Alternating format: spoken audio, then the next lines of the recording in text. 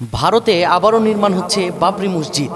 ভারতে আবারও নির্মাণ হচ্ছে বাবরি মসজিদ, যেই বাবরি মসজিদকে আজ ৩৩ বছর আগে ৬ ডিসেম্বরে এই মসজিদকে ভেঙে দেওয়া হয়েছিল ভারতের সরকার।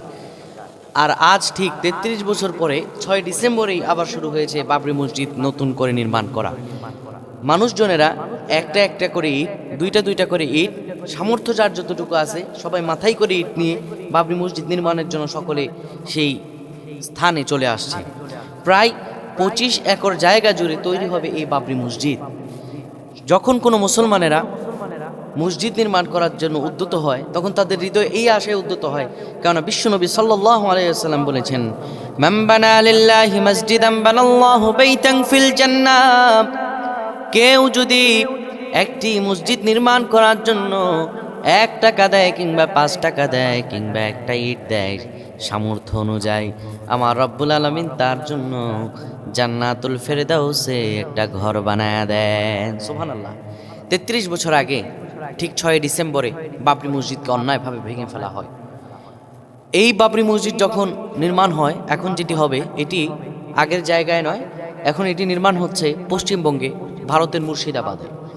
ভারতের মুর্শিদাবাদে এই বাবরি মসজিদটি নির্মাণ হচ্ছে এবং এটি নির্মাণাধীন।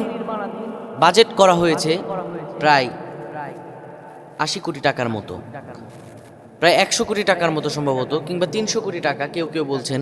তো এই ৩০০ কোটির মাঝে একজন লোকই তিনি ওয়াদা করেছেন, একাই তিনি, ভারতের একজন সাম্রাজ্যবান ব্যক্তি, তিনি একে ৮০ কোটি টাকা দান করবেন। সুবহানাল্লাহ। আল্লাহর ঘর যখন নির্মাণ হয় তখন কাফির মুশরিকরা বাধা দেবে, বিভিন্ন রকম লোকেরা বাধা দেবে, কিন্তু আল্লাহ তার দিনকে অবশ্যই প্রজ্বলিত করবেন, যদিও এই সব লোকেরা তা অপছন্দ করে।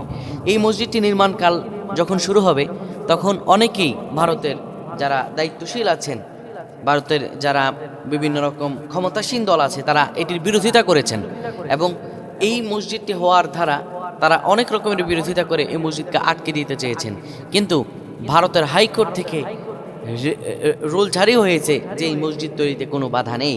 আল্লাহর ঘর তৈরিতে যারাই বাধা দিক, যেভাবেই বাধা দিক, আল্লাহ তার ঘরকে অবশ্যই প্রজ্বলিত করবেন।